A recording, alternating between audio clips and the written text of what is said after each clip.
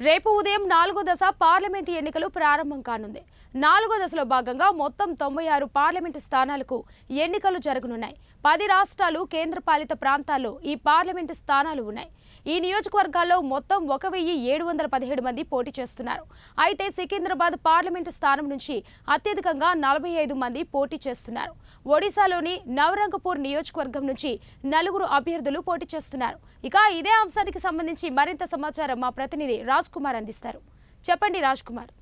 కవిత, రేపు దేశవ్యాప్తంగా 4వ విడత ఎన్నికలు అంటే రేపు 96 లోక్సభ స్థానాలకు ఎన్నికల పోలింగ్ జరగనుంది. 10 రాష్ట్రాల్లో బరిలో 1717 మంది అభ్యర్థులు, ఇక అత్యధికంగా సికింద్రాబాద్లో 45 మంది అభ్యర్థులు, ఇక అత్యల్పంగా నవరంగపూర్లో 4 అభ్యర్థులు, ఏపీలో 25, తెలంగాణలో 17, అలాగే యూపీలో 13 స్థానాలు, మహారాష్ట్రలో 11, బెంగాల్లో 8 స్థానాలకు పోలింగ్ జరుగుతుంది.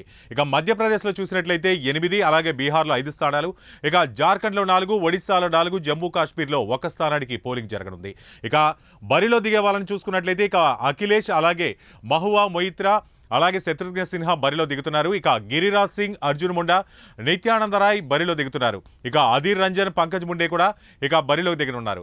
ఇక ఏపీలో చూసుకున్నట్లయితే ఏపీలో మొత్తం 25 లోక్సభ స్థానాలకు బరిలో 454 మంది అభ్యర్థులు బరిలోకి దిగుతున్నారు.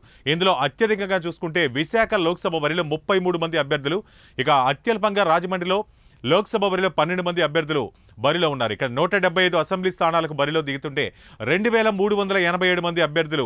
ఇందులో అత్యధికంగా చూసుకున్నట్లయితే తిరుపతి అసెంబ్లీ నియోజకవర్గంలో 46 మంది అభ్యర్థులు ఇక్కడ పోటీలో ఉన్నారు. ఇక ఏపీలో నియోజకవర్గాల వారీగా చూసుకున్నట్లయితే ఈవీఎంల పంపిణీ చూస్తే సెక్టార్ల వారీగా ఈవీఎంలు పంపిణీ చేసేందుకు ఏర్పాట్లు జరిగాయి. ఇక సాయంత్రంలోగా పోలీస్ స్టేషన్లకు ఈ ఈవీఎంలు మొత్తం పరికరాలన్నీ చేరేలాగా ఏర్పాట్లు చేస్తున్నారు. ఇక ఏపీలో మొత్తం ఓటర్లు 4,13,41,842 మంది. ఇందులో ఏపీలో పురుష ఓటర్ల సంఖ్య చూసుకున్నట్లయితే 2,02,70,455 మంది ఉన్నారు. ఏపీలో మహిళా ఓటర్ల సంఖ్యను మనం చూస్తే 2,10,60,767 మంది ఉన్నారు. అంటే ఏపీలో థర్డ్ జెండర్ ఓటర్లు 3,620 మంది ఉన్నారు. ఇక పోలింగ్ సమయాన్ని మనం చూసినట్లయితే ఏపీలో రేపు ఉదయం 7 గంటల నుంచి సాయంత్రం 6 గంటల వరకు పోలింగ్ జరగనుంది. ఇక అరకు, పాడేరు, రంపచోడవరంలో సాయంత్రం 4 గంటల వరకే పోలింగ్ జరగనుంది, ఎందుకంటే సమస్యాత్మక ప్రాంతాలు కాబట్టి. ఇక పాలకొండ, కురుపాం, సాలూరులో 5 గంటల వరకు పోలింగ్ జరగబోతోంది.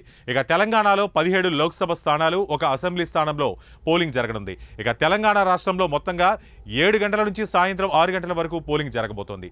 తెలంగాణలో మొత్తంగా 17 లోక్సభ స్థానాలకు పోటీ జరగబోతోంది. 525 మంది అభ్యర్థులు ఇందులో పోటీ చేయనున్నారు. సికింద్రాబాద్ కంటోన్మెంట్లో అసెంబ్లీ ఉప ఎన్నిక బరిలో 45 మంది అత్యధికంగా ఉన్నారు. ఇక తెలంగాణలో మొత్తంగా ఓటర్ల సంఖ్యను మనం చూసినట్లయితే 3,32,32,318 మంది ఉన్నారు. ఇక తెలంగాణలో పురుష ఓటర్లని మనం చూస్తే 1,65,28,366 మంది ఉన్నారు. తెలంగాణలో మహిళా ఓటర్లు 1,67,01,192 మంది ఉన్నారు. ఇక థర్డ్ జెండర్ ఓటర్లు 2,760 మంది ఉన్నారు. సీనియర్ సిటిజన్స్ 1,93,754 మంది ఉన్నారు.